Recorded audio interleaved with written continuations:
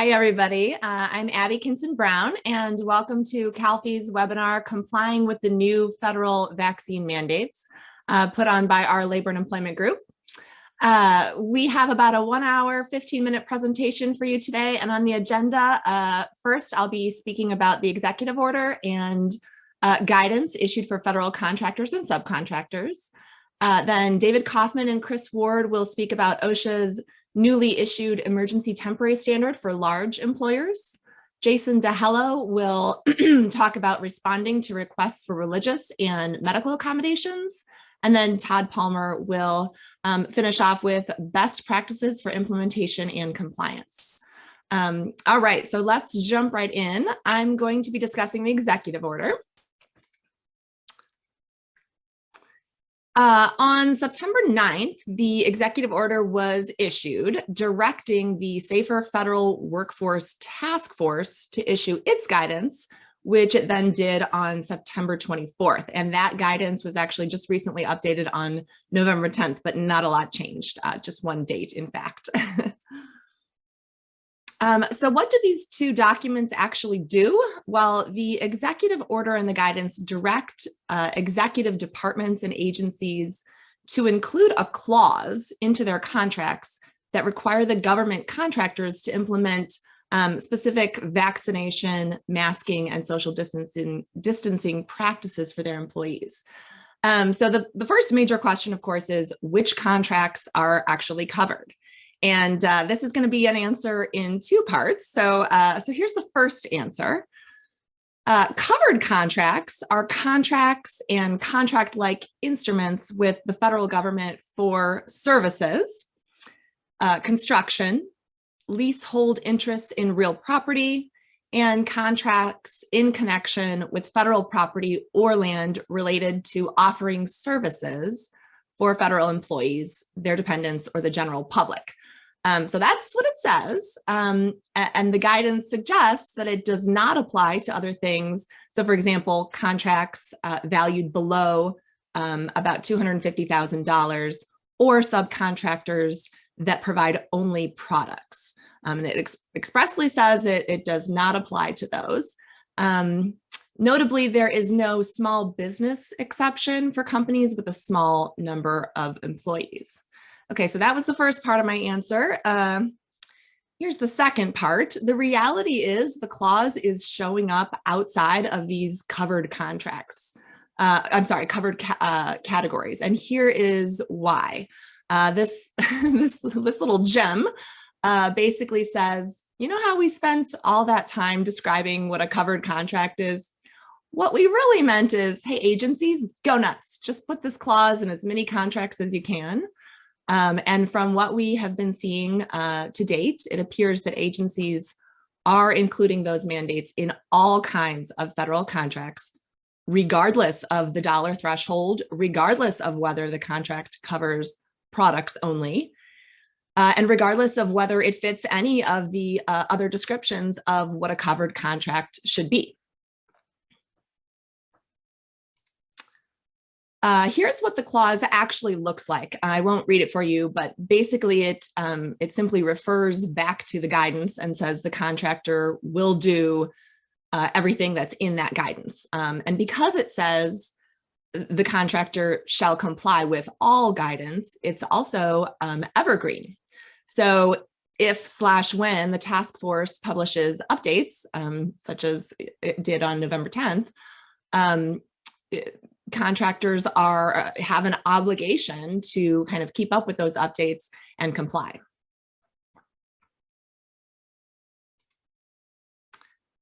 So what is actually mandated?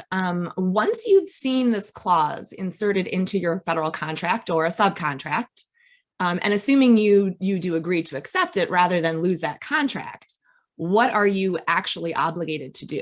What kinds of safety measures are actually in this guidance?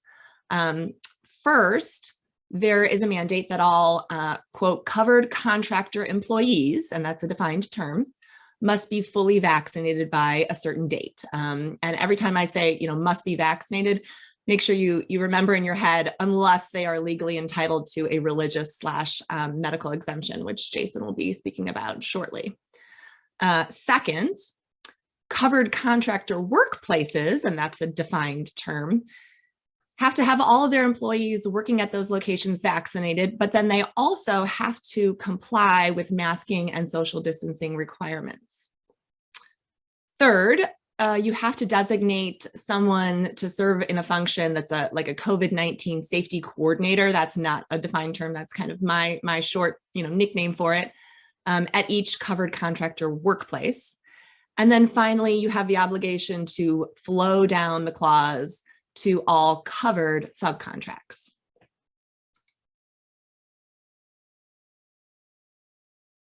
We'll start with the big ticket item, vaccination. All covered contractor employees have to be fully vaccinated, and I said by a certain date. So when is that date? This is, again, an answer in two parts. So the updated guidance, that date was recently revised from December 8th to now January 18th. And remember that because the term fully vaccinated means 2 weeks past that final shot, you'll have to work backwards to determine when compliance with first shots need to happen if your employees are getting one of the 2-dose vaccines.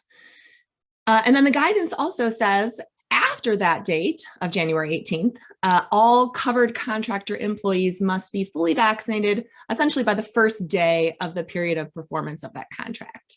But again, in practice, we're actually seeing agencies demand compliance with this mandate sooner than that in their contracts. And how is this possible? How can they do this? It's because of that same crazy language that we covered on a previous slide that says agencies are also strongly encouraged, and it says to incorporate that clause prior to the date upon which the order requires. So we just talked about the when of the vaccine mandate. Now let's talk about the who.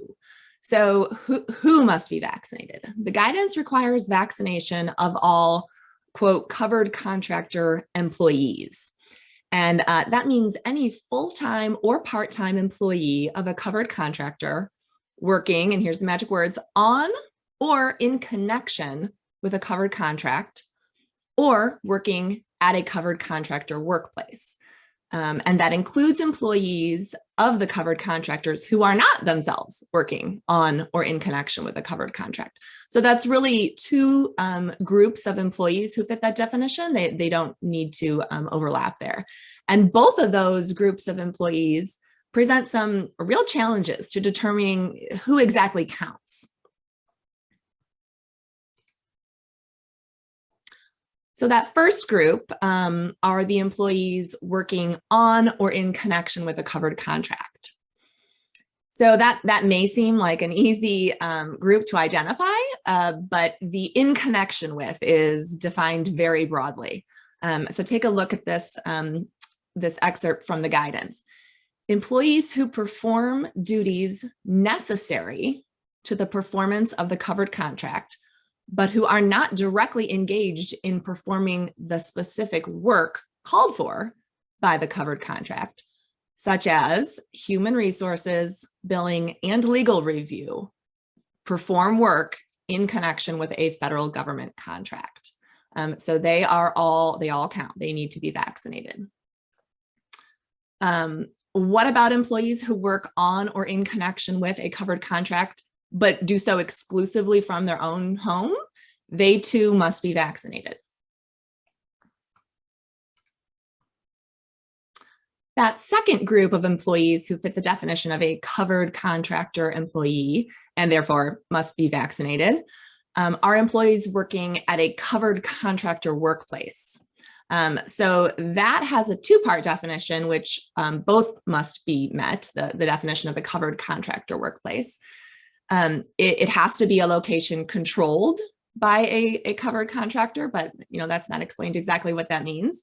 And it also has to be a location likely to have at least one employee present working on or in connection with a covered contract at the time the contract is in place. So is it possible to only designate, just one floor or one area within a building as a covered contractor workplace? In theory, yes, but it's a pretty vague standard and a kind of a tough thing to actually implement, in my opinion.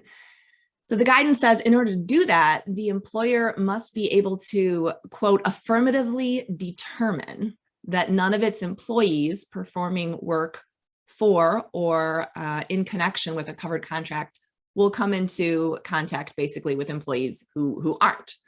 And what does that mean? Affirmatively determine is instructing, certain employees not to visit common areas good enough? Or what about, setting up security personnel at entry points into common spaces? How far do you have to go? There's really no answer at this point. There's no explanation in the guidance at all. And the guidance specifically says, basically make sure you think through and determine that these two groups aren't going to mingle in lobbies, security clearance areas, elevators, stairwells, meeting rooms, even parking garages. So that's a pretty tricky thing to do. And another sort of sticky scenario that we've encountered that is kind of like a logical, extension of this issue is that of what we've been kind of calling the traveling covered contractor employee. So if you remember, a covered contractor workplace is defined to include a location controlled by a covered contractor at which any employee of a covered contractor working on or in connection with a covered contract is likely to be present. And given that definition, it appears that the presence of just one employee who's working on or in connection with a covered contract could turn a workplace that's not obviously related to the functioning of a covered contract into a covered contractor workplace, and consequently subject all of the employees at this new location to the vaccination, masking, and social distancing mandates. So for example, take like a regional manager. Let's say she oversees work performed in connection with a covered federal contract at one location, but then she also oversees work that's clearly not related to a federal contract at one or more different locations.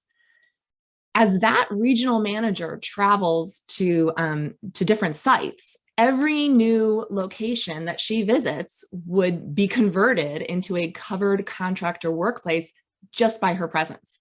She steps foot at the new location and suddenly everyone there needs to be vaccinated and masking. It's like King Midas, but with vaccine mandates instead of gold. Okay, second big topic. We've talked about how all employees at a covered contractor workplace have to be vaccinated, but in addition, the employer has to ensure that all individuals, and here that means employees and visitors, comply with the CDC's masking and physical distancing guidelines.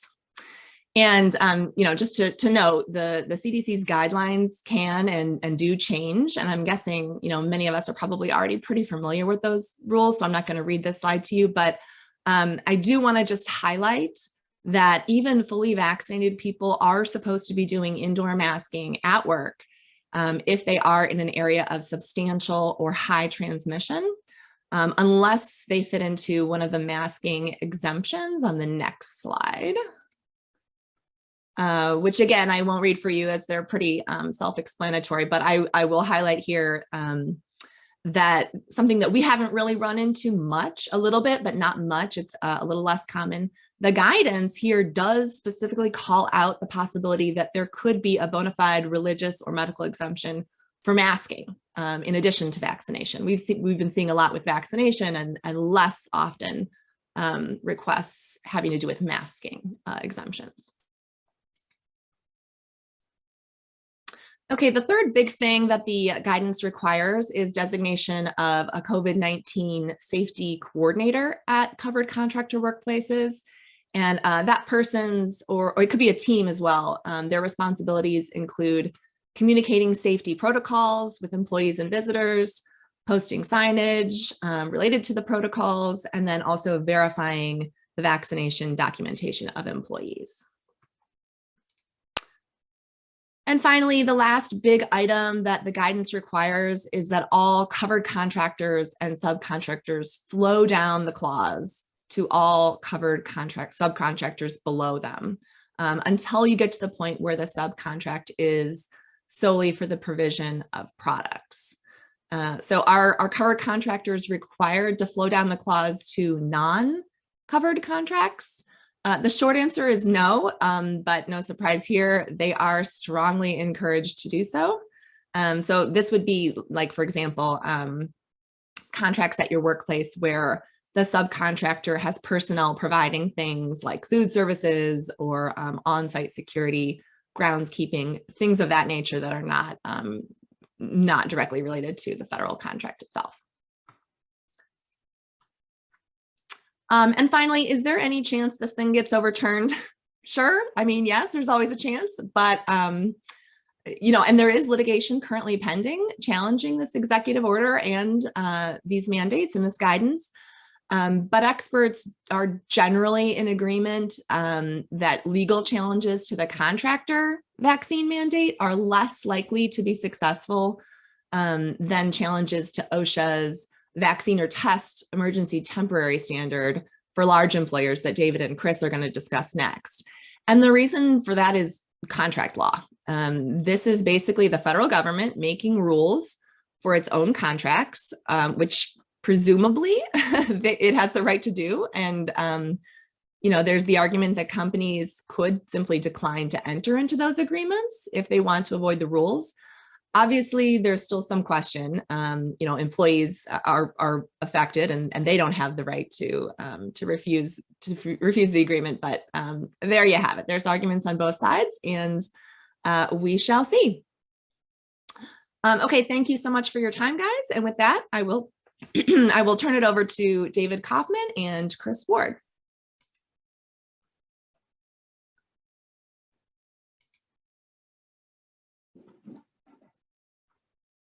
Okay.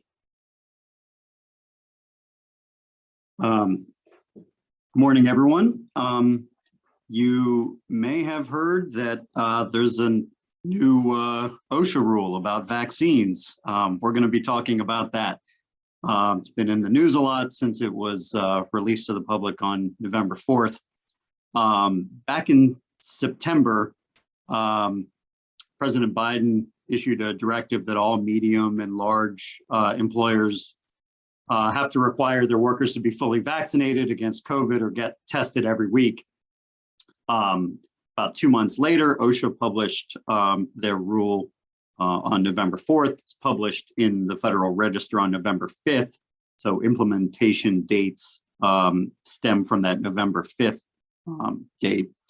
The rules actually, as it says at the top of the slide here, an emergency temporary standard, ETS, which is a type of regulation that OSHA is authorized to issue that takes effect immediately and addresses what are called grave dangers to workers.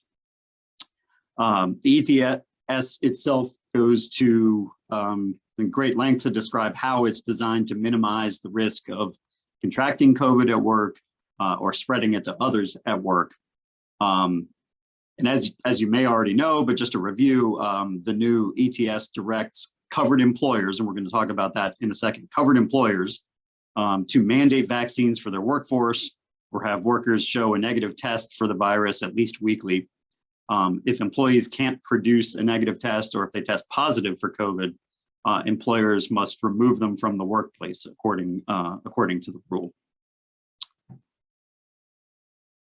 So the devil's in the details, though, and the first detail that we want to discuss is what's meant by a covered employer. It's what OSHA calls a large business, those with a total of 100 or more employees. But just counting to 100 seems like it would be easy, but it's not. It's a little bit more complicated. First, it covers employers who have 100 or more employees at any time the ETS is in effect. What that means is that if you have 105 employees now, but next month you have 95, you're still covered for the entire time the ETS is in effect. On the other hand, if you have 95 employees now and you think you're not covered, but next month you have 105 employees, you're covered and covered retroactively, you're covered for the whole time. In other words, you can grow large enough to be covered, but you can't shrink out of being covered. Next, importantly, all employees across the country must be counted. This isn't like other employment laws, regulations where, like say the FMLA, where you count only employees at a certain location for purposes of determining whether they're covered or eligible for leave. All employees everywhere that you have employees are counted. Also, differently with regard to this particular rule, part-time employees are counted. It doesn't matter how few hours a week an employee works. If they're an employee, they're counted for purposes of this calculation. But important to note there on the last line of the slide, independent contractors are not counted. Why? Because they're not employees. But lest any of you get a bright idea, oh, we'll just transform all of our employees into independent contractors. Not a good idea. Not a good way to get around the ETS. That could certainly leave you subject to penalties from the Department of Labor as well as the IRS. So don't count your independent contractors, but don't make everybody independent contractors so as to try and get around this. I want to talk about a few scenarios as to covered employers that are specifically discussed in the ETS. First, let's talk about temporary employees. I know a fair amount of you use temporary employees, typically provided by staffing agency. The ETS says that only the agency itself counts those temporary employees. The host employer, the employer where the temps are stationed, does not count them for the purposes of determining if they have 100 or more employees. You should still note that you can be covered if you have more than 100 employees aside from your temporary workers, of course. In other words, having temps reduces your overall employee count, but just having temps isn't itself a get out of jail free card. The second scenario is multi-employer work sites. So be, for instance, like a construction site. The construction site isn't an employer itself, so the employees aren't grouped together for purposes of counting. Each employer on the site counts only their own employees. So you may have a construction site where some contractors are covered employers and some are not. But for those of you that may be in this sort of situation, remember that you have to count your employees at all work sites, across the region, across the country. In other words, if you have, say, 25 employees at each of 4 work sites, you're still a covered employer, even though you don't have 100 or more at any particular work site.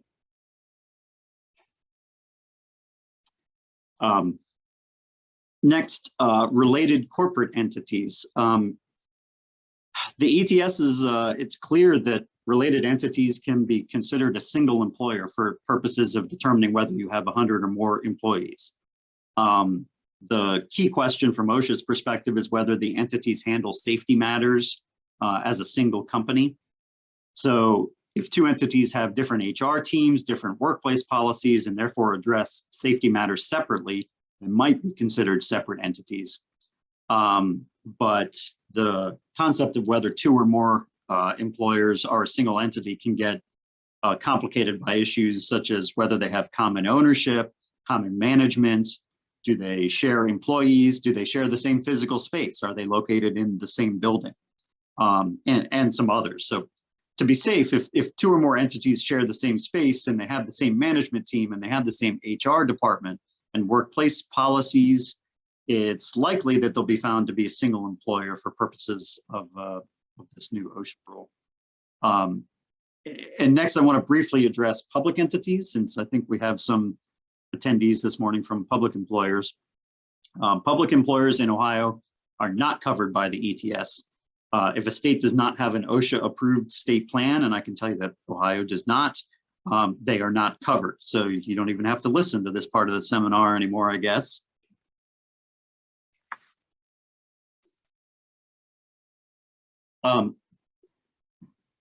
Now, even when you've determined that you're a covered employer, you've counted all the employees you're supposed to count, you've left out the people you're supposed to leave out, and you have over 100 employees, so you're covered by the ETS.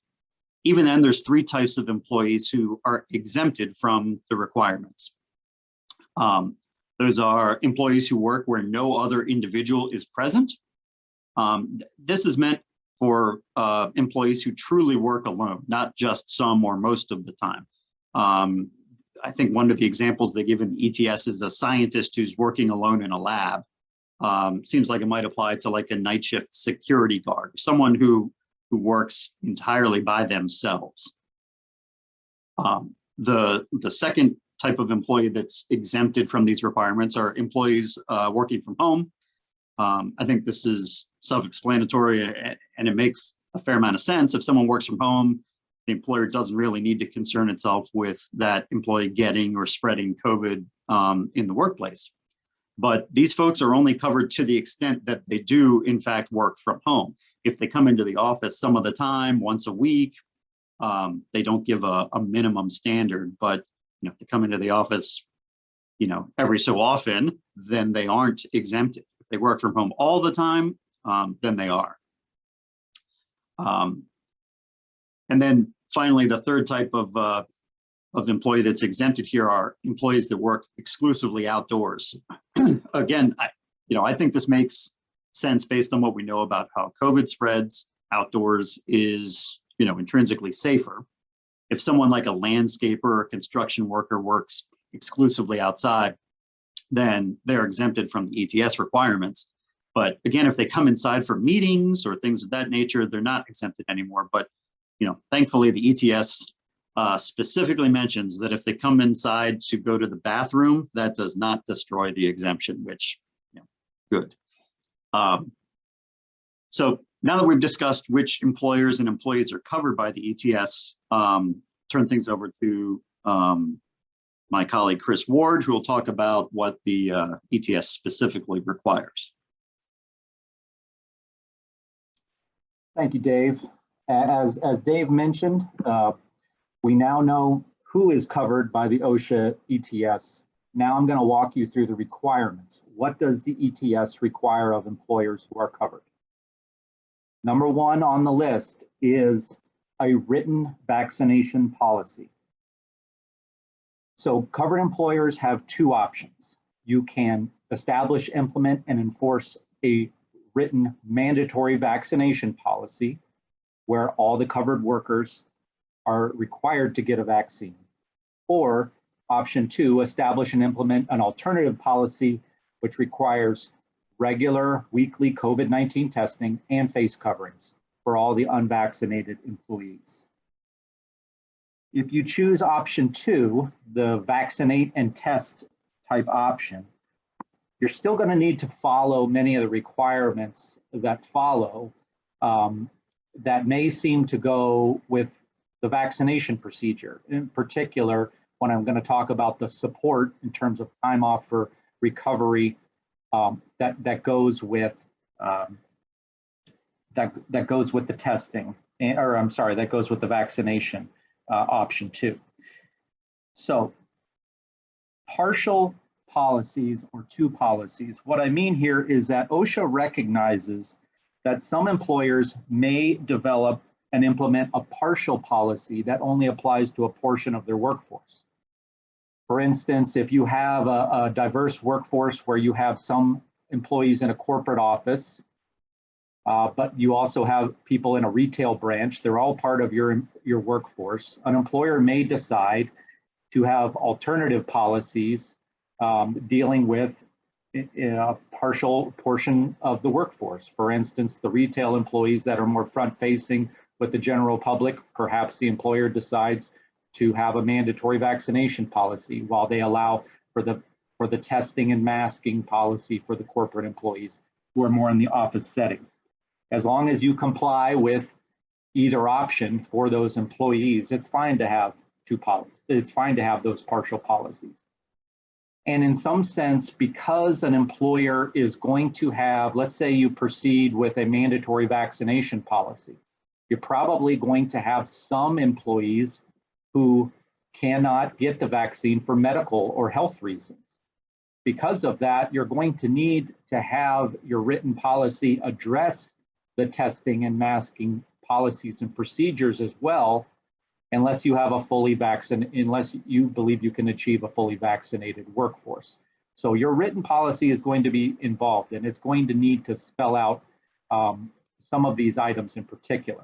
And when it comes to the contents of that policy, that written policy, I think Todd Palmer later in our discussion here might take a little deeper dive on some of those aspects. Finally, with regard to the written vaccination policy, please address new hires in that policy, procedures on how you will determine the vaccination status of that new hire, and determine if unvaccinated or partially vaccinated, the timing of when that employee would need to be fully vaccinated in order to arrive at the facility. You would treat those mostly as similar to those employees that haven't been in the workplace for 7 days that we discuss later. Essentially, have a test within the 7 days prior to your arrival until you are fully vaccinated. And there is some employer discretion here with regard to how to handle new hires. You know, the language is as soon as practicable, which gives the employer some flexibility for a reasonable time to address this. The second requirement is determination of the vaccination status of the workforce. There's really three categories we're dealing with here. Fully vaccinated employees who have, it's defined in the ETS, employees who have received all primary doses of the vaccine plus 2 weeks after that final primary dose. The word primary is being used to distinguish it from boosters. We're talking fully vaccinated is 2 weeks after the second shot for Pfizer and Moderna, 2 weeks after the Johnson & Johnson shot. Partially vaccinated would be those individuals who have not taken the second dose or are not at that 2 week point after the second dose. And unvaccinated, obviously, are those who don't have or perhaps do not plan to be vaccinated. In order to meet this requirement of employees' vaccination status, you need acceptable proof. What I mean by that is because you need to determine it and you need to maintain records of the vaccination status. You can't just have someone verbally tell you, I am fully vaccinated. They can't just show you their card and then put it back in their wallet and move on. You need a record of it. The ETS spells it out. You can have a record of immunization from a healthcare provider or a pharmacy. You can have a copy of medical records which document on that record that there has been vaccination. You can have a copy of the CDC COVID-19 vaccination record card that many of us have received.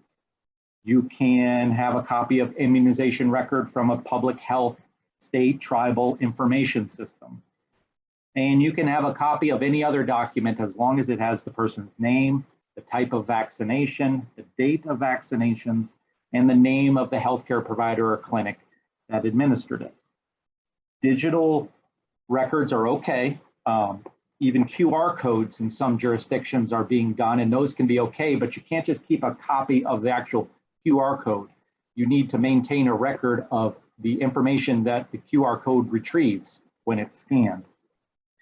And finally, there is an option for those who cannot obtain proof of vaccination, and they do need to demonstrate some effort to attempt to get that from the place where they got it or the healthcare provider or the pharmacy.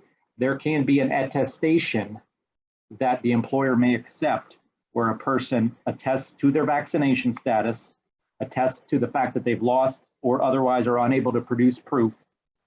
And there's some magic words in the declaration. I declare that this statement about my vaccination status is true and accurate. I understand that knowingly providing false information regarding my vaccination status on this form may subject me to criminal penalties.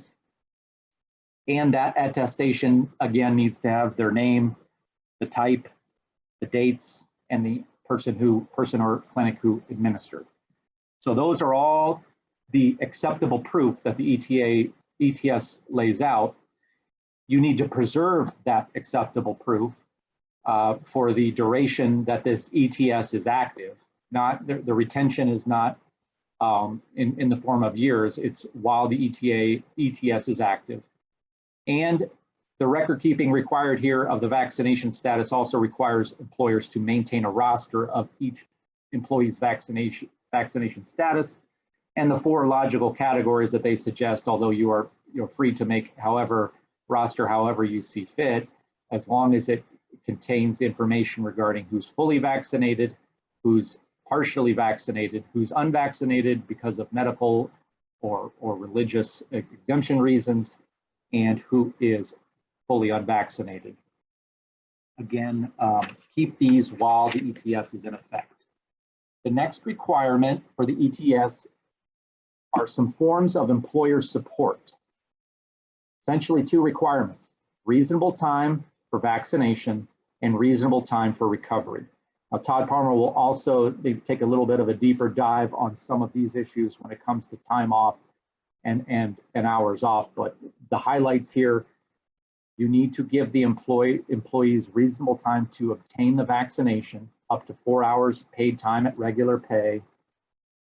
It's not just the appointment itself. That 4 hours may include time registering, the paperwork to fill out beforehand, time spent traveling to and from, but you are not obligated to reimburse transportation costs. Also, there's a reasonable time for recovery support requirement. Reasonable time and paid sick leave to recover from the side effects up to 2 days. This is following any primary vaccination, again, not boosters, but primary vaccination series dose, each dose to each employee. Let's get into the testing requirements that the ETS has set forth. You may be asking, what I'm going to have to verify tests from employees. What is a COVID-19 test for the purposes of this ETS? It's one that's been approved and authorized by the FDA, one that's administered in accordance with the instructions for that test, except those tests that are both self-administered and self-read by the employee. So you can see where this is going. You're able to use a home test, a rapid test, as we call them, as the way to achieve the testing requirement here. But it can't be something that is both taken at home, administered by the employee, him or herself, and the result read by him or herself. Somebody else needs to be involved. It either needs to be observed, it needs to be administered by someone else. This can even be through telehealth with a proctor or the employer, as long as it's observed and the result is observed. What kind of test is going to qualify? NAATS tests, NAT tests, you've probably heard these more often referred to as the viral swab, the PCR test. Those are acceptable. They take a little bit longer to get the results, but they are acceptable for the testing requirement, as are the antigen tests, which are the most common, the rapid tests that many of us have encountered. Again, as long as it's not self-administered and self-read, those can be used. Finally, antibody tests are not going to be adequate to meet this requirement because those do not identify current infection. They identify current antibodies, which could come from a prior infection, could come from one of the vaccinations, but it is not coming from current infection, so those aren't going to be adequate. So the testing required every employee who is not fully vaccinated and reports to the office at least once every 7 days where other individuals are present. And this gets to what Dave was discussing about employees who work alone. You need to be tested every 7 days. Those are calendar days. And you need to provide the documentation to the employer of the most recent test result no later than the 7th day since you provided the last one. There's some discretion for employers on how this testing process is going to work. You can set up testing sites in the office if you so choose, or you can just allow the employees to independently schedule at point of care locations or work out a telehealth type scenario that we discussed earlier. How they provide the results, whether it's through an online portal that you've set up, if it's just handed to the HR department, emailed to human resources, however you decide, there's some discretion, but it does need to be transmitted. And what does a test result need to contain? It's going to need to have name and some other identifier, such as a date of birth, collection date, type of test, the entity that administered it or issued it, and the test result itself. The ETS does describe that pooling is acceptable. That's when multiple specimens are tested at once. And if they're all negative, then there's been a cost savings and more efficiency. However, if there's a positive result, then it's going to require additional testing. The cost of testing, who pays for these tests every week? The ETS does not require employers to pay for this testing. Obviously, if there is some other issue with regard to collective bargaining, you need to pay attention to those requirements outside of this framework. But in terms of the ETS, they do not require an employer to pay for these tests, although they do allow an employer to pay for it if they so choose or negotiate. And finally, the records of the testing also need to be maintained by the employer. Again, this retention policy is during the duration of the ETS. When there is a positive result, the employer is required to have that person stay away from the workplace. There is a requirement upon the employee to promptly notify. That's, again, open to interpretation, but the ETS describes it as soon as practicable before the next shift, before they return to work. It's a temporary removal. You can require that person to work from home or in isolation if work is available. It's not just once you get a positive test, work shuts down if accommodations can be made, but they are not to return to work until they meet the return criteria, which many have dealt with before. It's similar to the CDC guidance on isolation. 10 days have passed since the first appearance of symptoms. The person has gone at least 24 hours without a fever, and the person's other symptoms are improving. Now, the ETS does permit, if you have a positive result from a rapid test, and then you immediately, because of the potential for a false positive, you take an immediate COVID-19 viral test, and that test, you can, if you get a negative result there, you can return to work immediately. You also can get a return to work slip from the doctor if the doctor has made an independent determination for that particular employee that they can return to work. The sixth requirement of the ETS is face coverings, which many people are familiar with, so I won't spend much time here. It must be worn when you do the vaccination or test.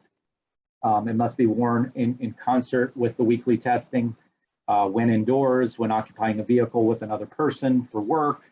And there are certain exceptions that we're familiar with, the eating, drinking, security, when you're wearing other respirators, and some accommodation and feasibility issues. Finally, some additional requirements for under this ETS that employers need to be aware of. There's several pieces of information that need to be supplied to the workforce. All policies and procedures that need to meet the language and literacy levels as any other document you're required to provide to your workers. You need to provide a copy of the CDC's key things to know about the COVID-19 vaccines document that's available on the CDC's website. And you need to provide information to the employees, making them aware of anti-retaliation requirements that employers must follow with regard to this, and also penalties for false statements. The OSHA is not requiring employers here to be the fraud police and to investigate fraud. This is incumbent upon the employees, but they do need to be aware of potential penalties for falsifying their vaccination status. Employers should still follow the OSHA reporting requirements with regard to COVID-19 positive tests. when they're work related, and that could be an entire webinar in and of itself, but please keep aware of needing to continue to record positive work-related COVID-19 cases, hospitalizations, or deaths. And finally, availability of records. When it comes to this, you know, an employee asks for a certain record, you tend to have an obligation by the end of the next business day to provide that to that employee, observing any privacy and confidentiality concerns. Before I turn it back to Dave, let me just note the effective dates and compliance deadlines. We know that this took effect November 5th, and that the standard itself indicates that enforcement by OSHA would begin for all portions other than the actual testing and vaccination compliance, getting the shot deadlines. Those would not be enforced until January 4th. This is a temporary standard. It's 6 months from issuance before it needs to be reevaluated by OSHA in order to determine whether to make it permanent. But I say all this subject to Dave's next discussion here with regard to the litigation that's going on now. These are the big picture deadlines, and subject to everything else that's going on that you're hearing in the news, you know, we encourage you to keep these dates in mind. So with that, I'm going to turn it now back to Dave to just give you the highlights with regard to those specific litigation efforts. Thank you. Thanks, Chris. We've already gotten a couple of questions on this. So, you know, luckily, I guess I'm back to briefly discuss litigation that's been filed with regard to the ETS, and there is a lot of it. Most of it was filed by Republican-controlled states, I think some counties, business groups, some religious organizations, all of which are challenging the constitutionality of the ETS. Interestingly, there have been a number of suits brought by unions claiming that the ETS doesn't go far enough. For instance, employees of employers that have 99 or less employees, you know, shouldn't they be protected too? But a strange thing about all of this litigation is that it was filed in circuit courts, which are usually the appellate courts for federal lawsuits. And without getting into you know, sort of boring civil procedure lecture, usually a plaintiff files a claim in a trial court. In a federal lawsuit, that's a U.S. district court. And if there's an appeal, it's heard by the circuit courts having jurisdiction over the location where the suit was filed. Here, it's interesting, the statute that gives OSHA the power to issue an ETS also specifically indicates that, you know, lawsuits asking a court to review the validity of the ETS are to be filed in the circuit courts themselves. There are 12 circuit courts in the country. I guess there's a typo there, or I said 13, please ignore. There's the 1st through the 11th circuits and the DC circuit. When I prepared these slides, you know, less than 48 hours ago, lawsuits have been filed in 10 of those 12. Looks like all of them have been covered then. So those 2 missing circuit courts have had lawsuits filed there too. So suits have been filed in every circuit court across the country. The first circuit court to dig into the ETS was the 5th Circuit. That circuit court is located in New Orleans. It covers Texas, Louisiana, and Mississippi.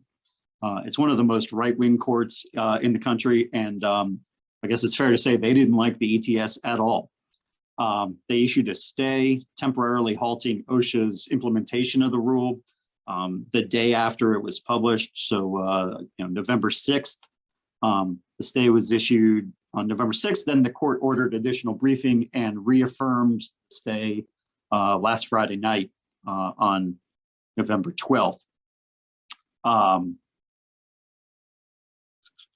What this means is that OSHA is temporarily precluded from enforcing the ETS, you know, as it points out on their website, but that might not mean much, you know, because cases were filed in all 12 circuits and it would be impractical to have those cases proceed in all 12 courts at the same time. The cases are going to be, and in fact have been, consolidated, and there was a lottery held on Tuesday afternoon, complete with ping pong balls and everything, to determine which of those courts would hear the consolidated case. Each court got one ping pong ball, regardless of how many cases were filed in that circuit court. Seems strange, maybe to some, or maybe even all of you, but this is the same multi-district process that they use in a number of product liability cases. So it isn't totally a foreign concept. Looks like we got an old version of slides here. How late breaking news this is. The Sixth Circuit won the lottery on Tuesday afternoon. That's our hometown circuit, located in Cincinnati, and has jurisdiction typically over Michigan, Ohio, Kentucky, and Tennessee. They have not issued briefing or hearing dates yet. This has been, less than 48 hours since then. To give you a sense of how the Sixth Circuit might address this, there's 16 active judges in the Sixth Circuit, only 5 of which were appointed by Democratic presidents. The other 11 were appointed by George W. Bush and Donald Trump. So you would think that it tends to be more, to lean more right. But recent stats say the Sixth Circuit's the circuit with the highest percentage of cases overturned at the Supreme Court. So I'm not sure we can really draw any conclusions about how they'll rule here. When they're deciding the case, the Sixth Circuit can decide to keep the stay that the Fifth Circuit issued. They can modify it, or they can just reject it outright and allow the ETS to take effect. It's possible, perhaps even likely, that the case will end up in the U.S. Supreme Court, although when that might be and whether the ETS will have already taken effect, I think are still very much up in the air. That being said, the landscape on the ETS can change on a moment's notice. So as Chris said, pay attention to the news. We'll put out bulletins if things change substantially. And it's a good idea for employers to plan to implement the ETS regardless of when the Sixth Circuit rules or what they might say.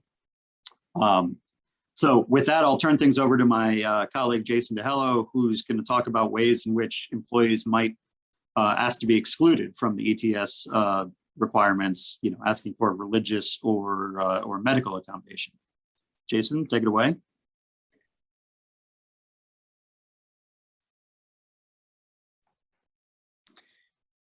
Thanks, Dave. Can everyone hear me? Can you hear me, Dave? All right, well, good morning. So I'm going to talk about requests for medical and religious accommodation. And this is even independent of the OSHA ETS. For the last month and a half or so, I've personally been seeing more and more employees requesting exemptions for stated medical and or religious reasons, more so for religious reasons. And this has been since the FDA fully approved the Pfizer vaccine in August. And more employees began to implement mandatory vaccination policies. So what does the ADA and Title VII require? The ADA requires reasonable accommodations to those with a disability, unless doing so would pose an undue hardship on the employer or a direct threat to the health and safety of the workplace. Title VII similarly requires reasonable accommodation to an employee who sincerely held religious belief, conflicts with a work requirement, in this case, a vaccination requirement, unless doing so would pose an undue hardship for the employer. And the reason I highlighted these terms is because I'm going to unpack these terms. And the first terms that need to, or the first things that need to be answered after an employee requests an accommodation is, for the ADA, does the employee have a valid medical reason?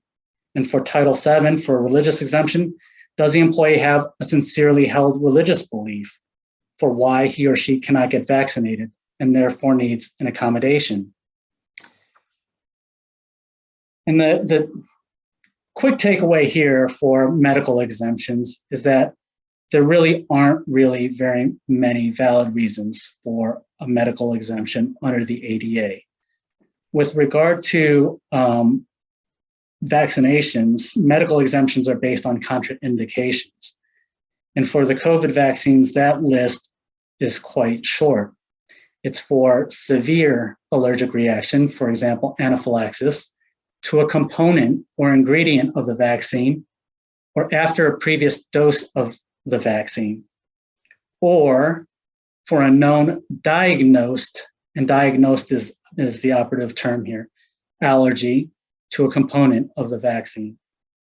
So this doesn't mean that anyone who has a history of any kind of allergies, severe allergies, or a history of anaphylaxis is medically unable to get the COVID vaccine. So allergies to peanuts or pet dander or pollen, that's irrelevant here. What's important is that the person has to be allergic to a component of the vaccine.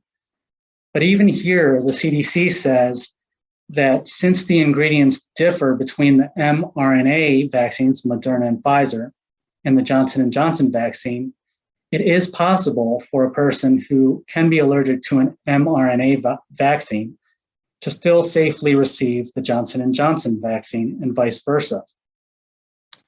What about other medical conditions? Now, for immunocompromised people, even those who may be severely immunocompromised, in most cases, it's even more strongly recommended for them since they need protection in case they do get infected.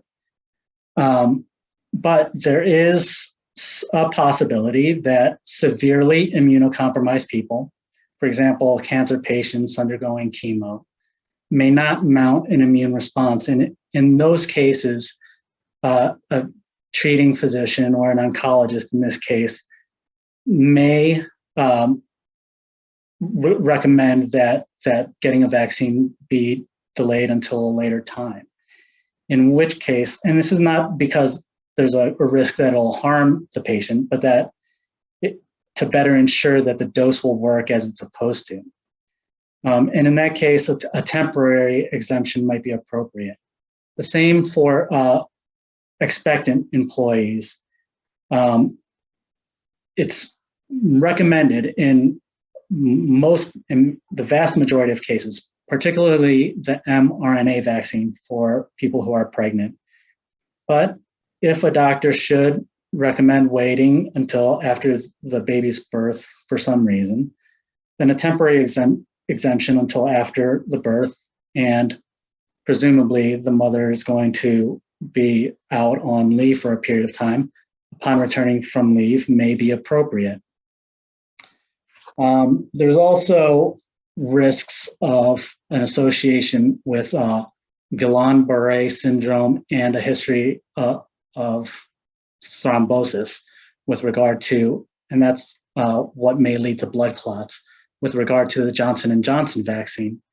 But in those cases, the alternative vaccine, the mRNA vaccine, Moderna or Pfizer, may be the recommended accommodation. For those who have had an episode of myocarditis after the first dose of an mRNA vaccine, and this is most prevalent in younger males, 29 and younger, the individual may be exempted from a second dose, or it may be recommended that they take the Johnson & Johnson dose. With regard to those who are currently infected, who currently has COVID, they should get a temporary exemption until symptoms are gone and they've completed the isolation criteria. But for those who had past infections or even long COVID symptoms, the vaccine is still recommended. So the bottom line is that very few people should be able to claim a true medical exemption.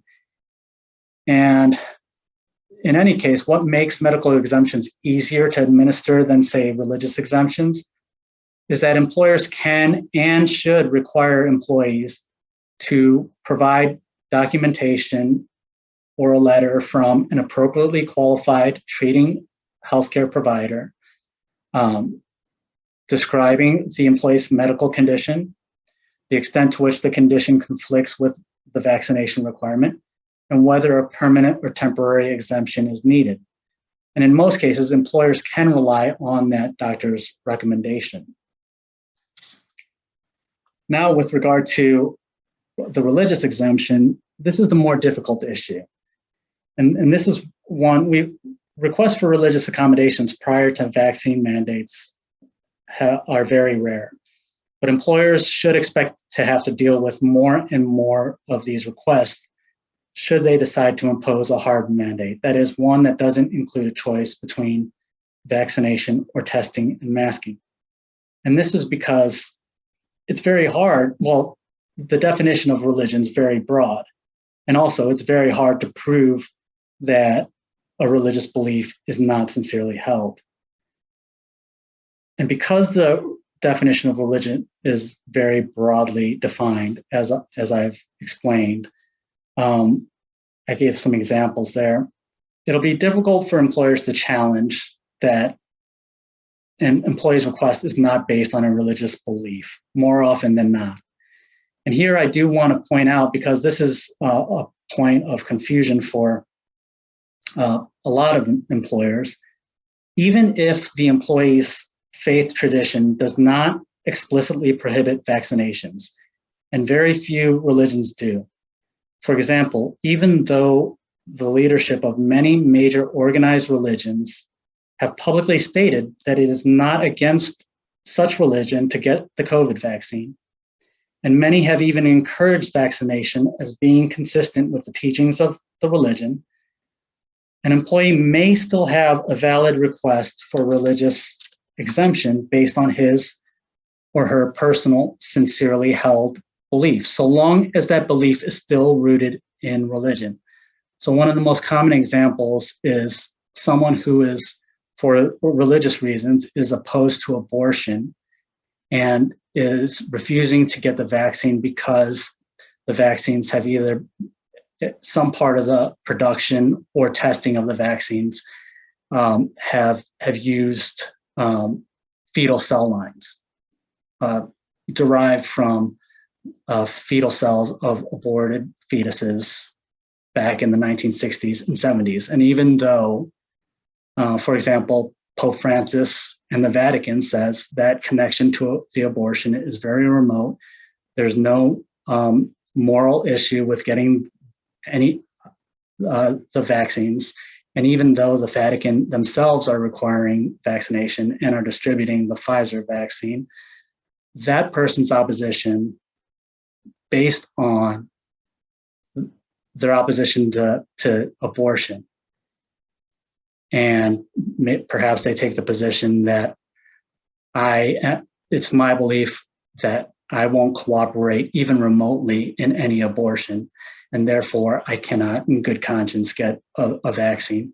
That would constitute a a religious belief, perhaps not sincerely held. I'll talk about that later. But we do also know what doesn't qualify as a religious belief. And here, this is why it's important to have a form that requires employees to provide a written narrative in his or her own words as to the nature of the religious belief, describe how it is sincerely held, and why it conflicts with the vaccination requirement.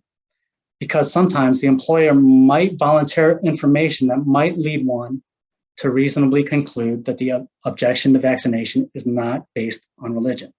For example, if they make references to distrusting the government or the pharmaceutical industry, or vague references that to constitutional rights, if they make political references, if they say they have concerns about vaccine safety or toxicity or efficacy, those types of statements are not religious based.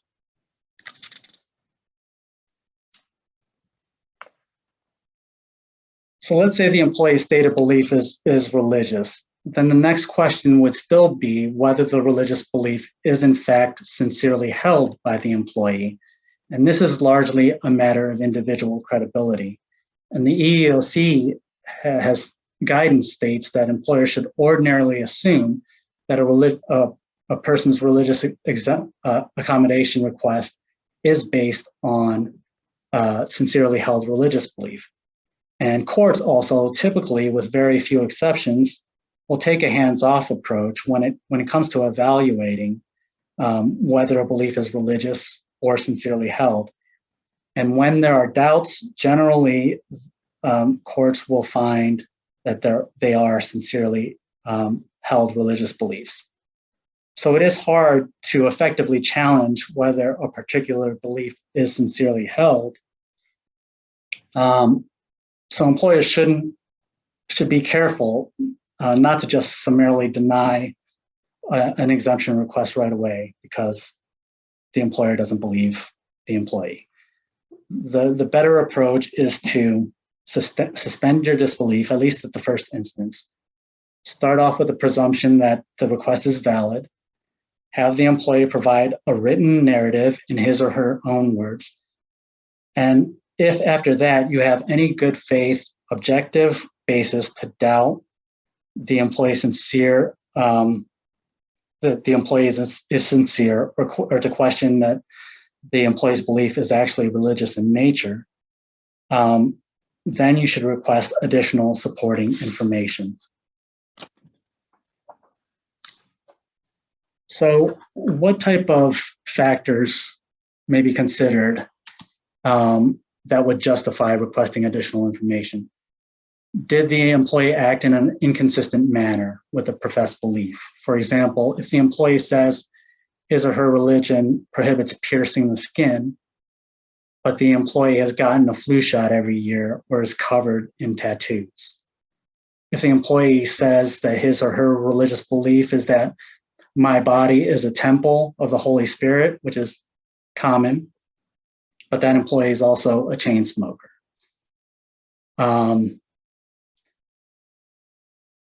Another factor is if the accommodation sought is for a particularly desirable benefit, likely to be sought for non-religious reasons. I mean, one example is if the employee previously stated that he or she just wants to continue working from home for childcare reasons, and then submits a religious exemption request suggesting teleworking as an accommodation. If the timing of the request is suspect, if every prior statement made to the employer about not wanting to get vaccinated was because of vaccine hesitancy or concerns about the safety of a new vaccine, or a view that people should not be forced to be vaccinated, and there was no mention of religion, then I think you can follow up with additional questions.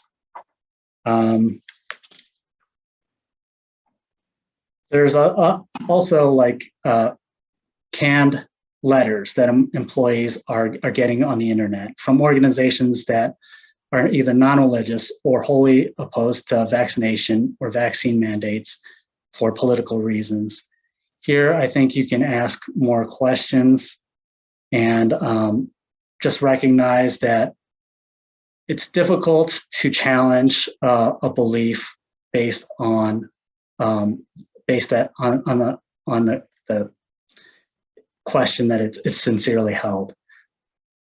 I would only do so in very clear cases. If there is a question, I think you should lean towards accepting the explanation.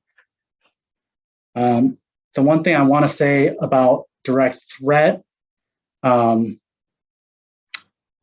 this is for medical exemption. This is a very high standard.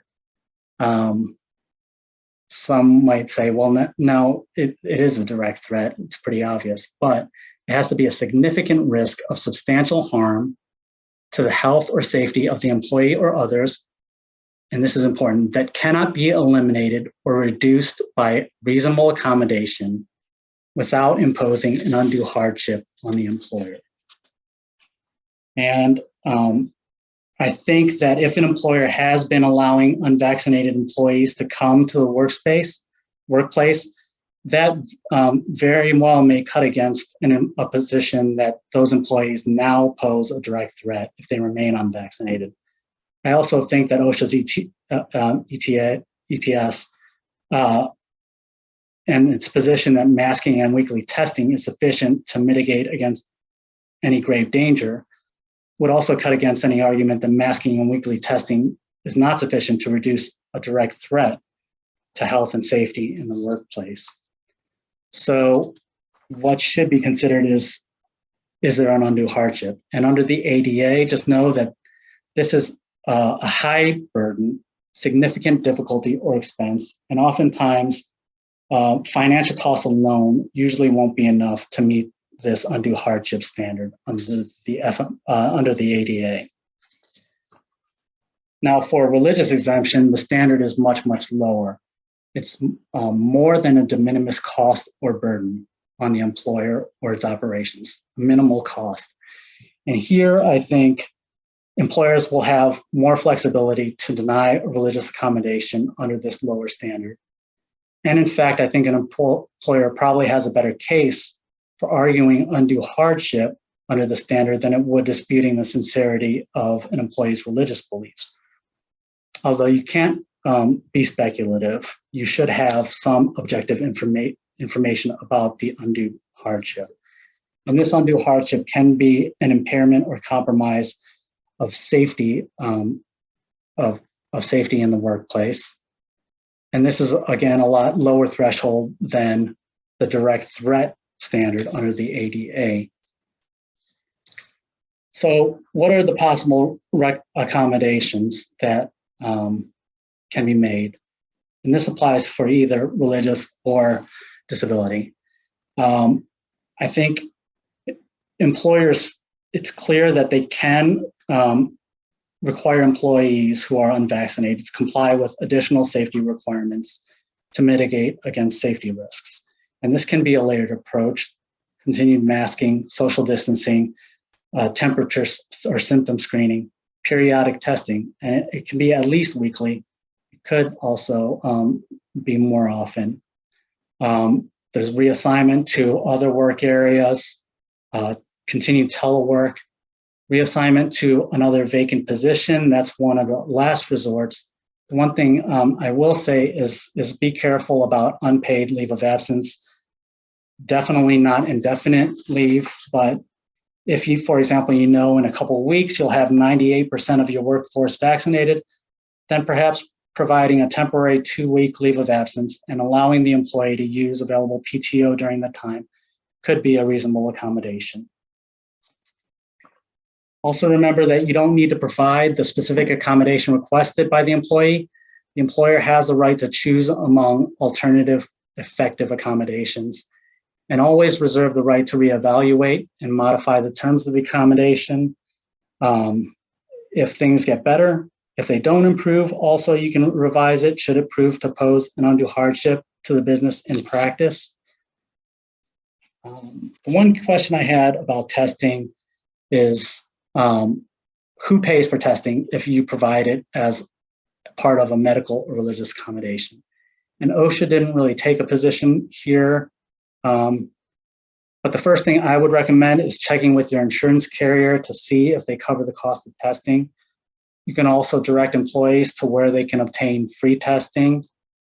And if free testing isn't feasible, then I think under the ADA, employers bear the expense of providing reasonable accommodations, especially since the definition of undue hardship is significant difficulty or expense. Now, under Title VII, I do think there's a potential argument that can be made that paying for tests every week could be more than a de minimis cost on the employer. But it could be likely that the cost of testing should be paid in situations of medical and religious accommodation. With regard to the time spent for testing, that's an FLSA issue. If it's required during normal working hours, the DOL has made clear that that's compensable. Outside of normal working hours, that still is an open question. and it could depend on how much the employer is dictating when the testing can be done. If the employer says you can take the test anytime and you just require proof of a negative result, then perhaps the cost might be shifted to the employees. Skip over this. And I think the best practices, they're pretty self-explanatory. I think if the accommodation process is handled appropriately, and there is a back and forth process, that'll go a long way toward avoiding problems with the employee and also avoiding potential claims, costs, and legal exposure. So with that, I'm gonna send it over to Todd.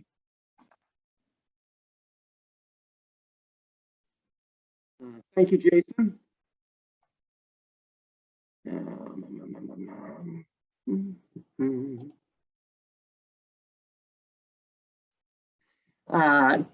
Good morning, all. Thank you for your attendance with us this morning.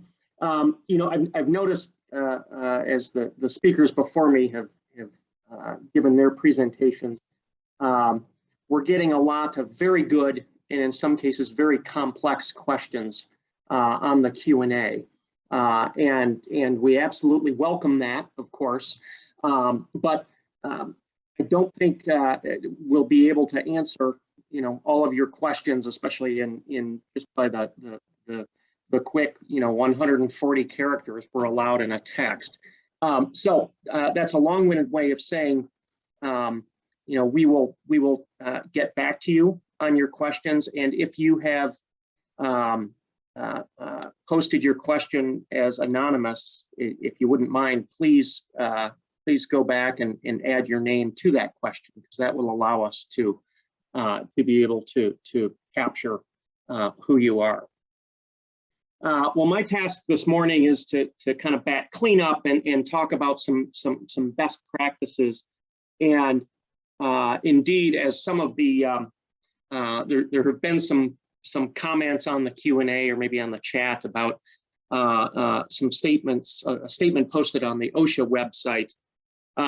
Earlier this week, it was, you know, as Dave pointed out, I think it was last Friday, the Fifth Circuit kind of continued its stay of the OSHA ETS. And I think on Monday or Tuesday of this week, OSHA put up on its website a statement that that it has suspended its activities related to the implementation and enforcement of the ETS pending future developments in the litigation.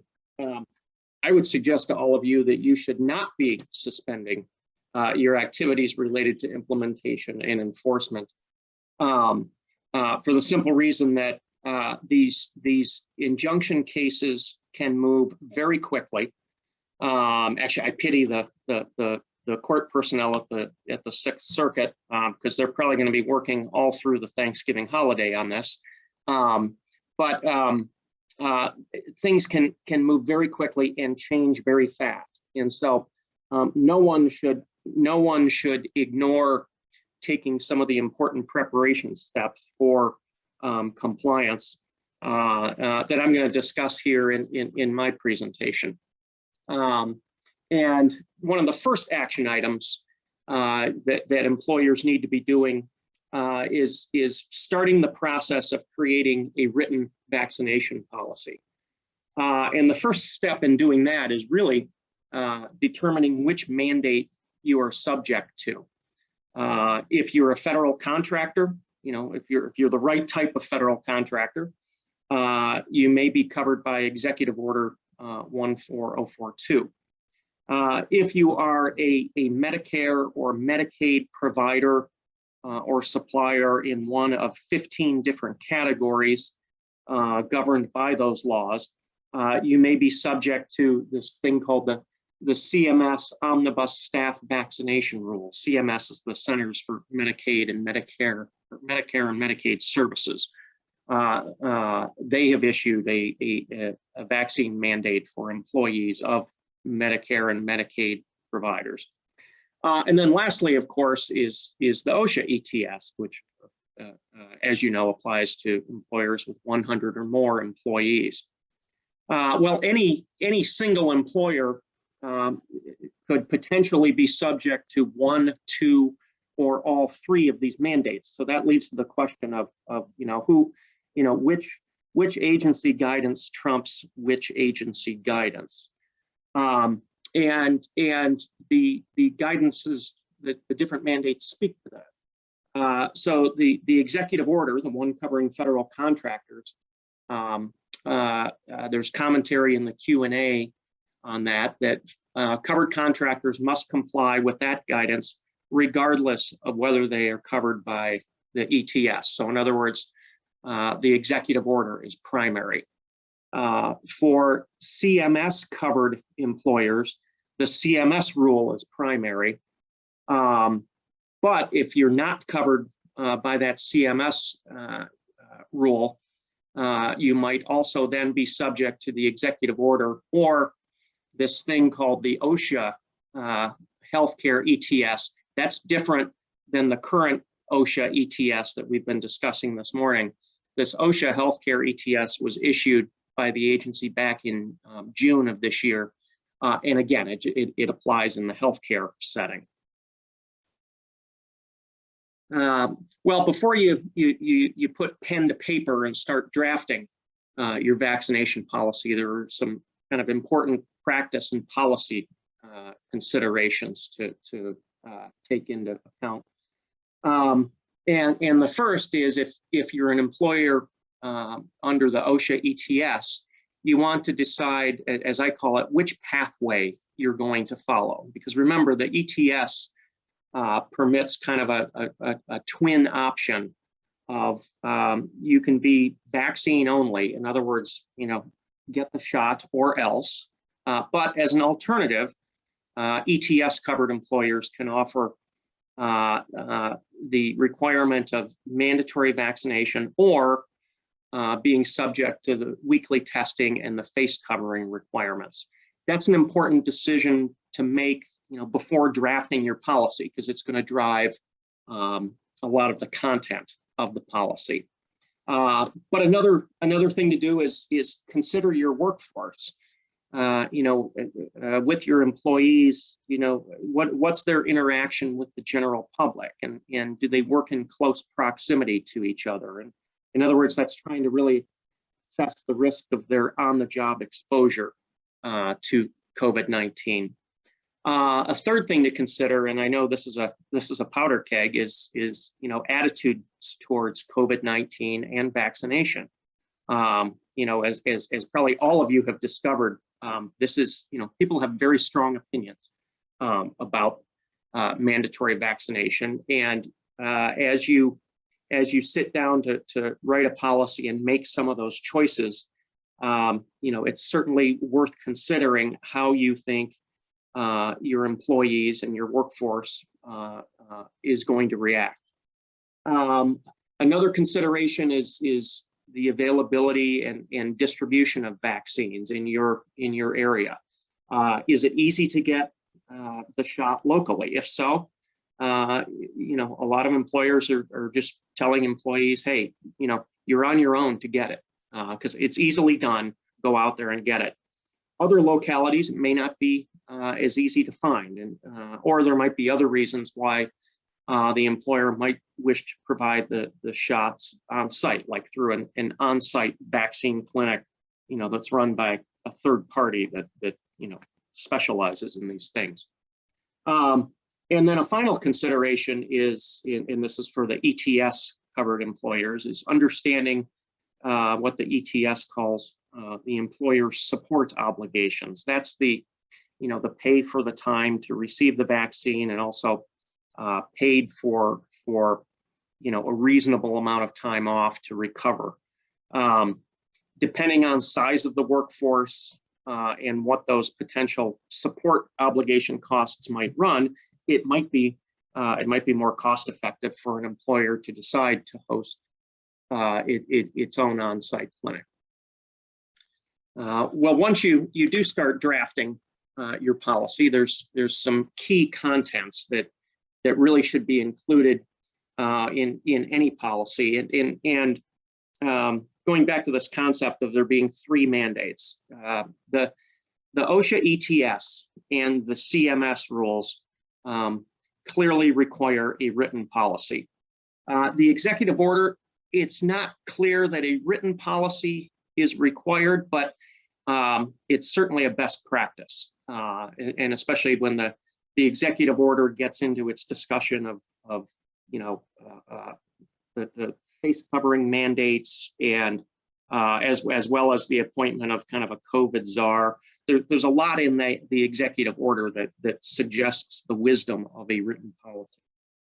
And so a first element of any written policy is a statement of purpose, why we're doing this. And quite frankly, that can be short. The why we're doing this could be as brief as the government is telling us to do it.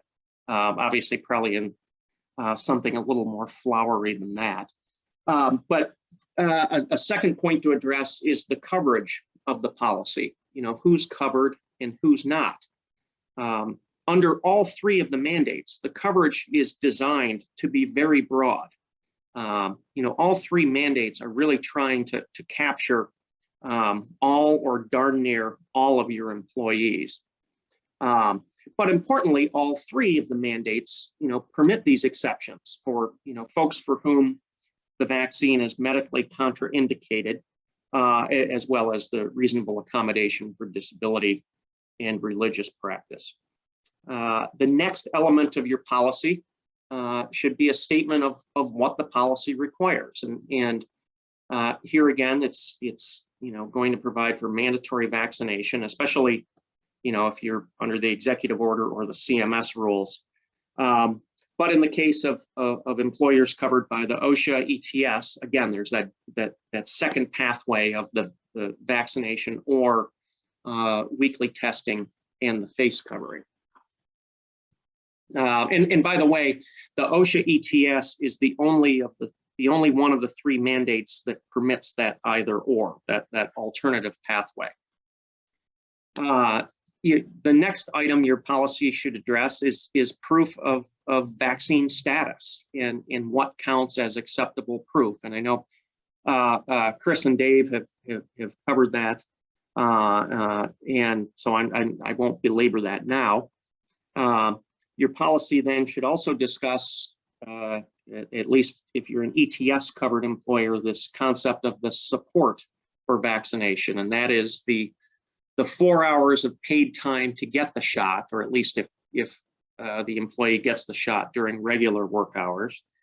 And then with respect to side effects, the up to 2 work days of paid sick leave or PTO after each dose for purposes of recovery.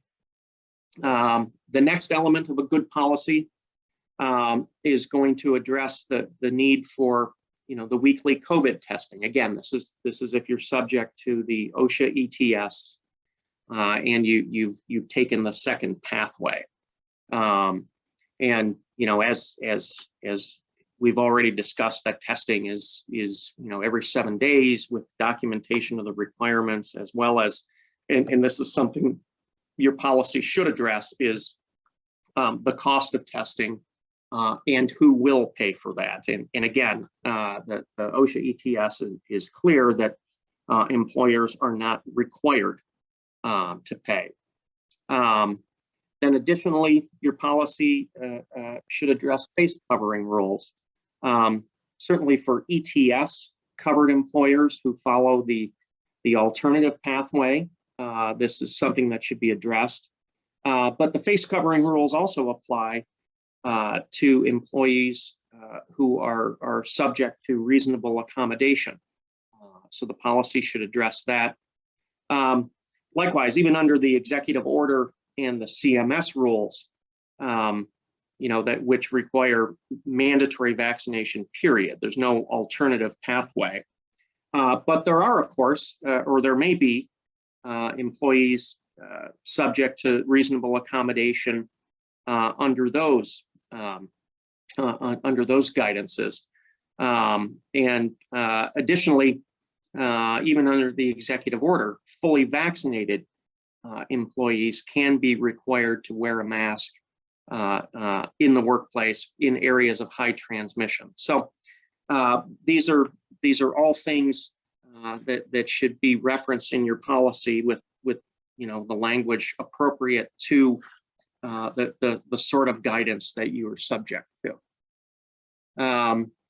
Some additional items that should be in any policy is the kind of procedure for notification of testing positive for COVID-19 and removal from work. These are things that should definitely be spelled out in the policy. Likewise, your policy should remind employees that of the confidentiality and privacy with which vaccine records and test results will be handled.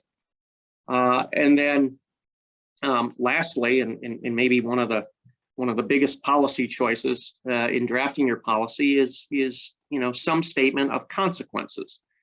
Whether you are going mandatory vaccine only or the alternative pathway offered by the ETS, your policy should address what happens to those who don't comply, and that should be one caveat is don't comply, but also are not subject to reasonable accommodation based on disability or religion. The options would seem to include termination from employment, or perhaps placing someone on unpaid leave, or perhaps considering kind of exclusive work from home arrangement. Those are kind of policy decisions for you as employers to make. And just one quick note, employers who have a union, you will certainly have an obligation to bargain with the union over the policy, and especially this concept of what happens to those who don't comply. Most unions are going to be probably have a very eager interest in that topic. In terms of sample policies, there's certainly a lot of things floating around on the internet. But I've got to tell you, the OSHA website is as good of a starting point as any to find a good policy. And on its website, OSHA offers samples of policies under both pathways. The first is the mandatory vaccine only, and the second one is the alternative pathway. In terms of proof of vaccine status and record keeping, I mean, now is the time to start doing that. Again, the OSHA ETS may be stayed, but I think employers are well advised to plan for its existence. And I'm not going to cover this as Chris has covered that. I would point out that the item of the attestation by employees, that's an option that's available only under the ETS, both under the executive order and the CMS rules. This I can't find my vaccination card, but here I swear that it happened. That's not acceptable under OSHA and under the executive order in the CMS. Likewise, as Chris pointed out, a digital photo, digital records are acceptable. Additionally, there's no need for HR to reinvent the wheel. If you are an employer who months ago gathered proof of fully vaccinated status from your employees, that's sufficient. You don't have to go back and re-get that information from your employees. And of course, as we've discussed kind of throughout the day, that must be kept confidential.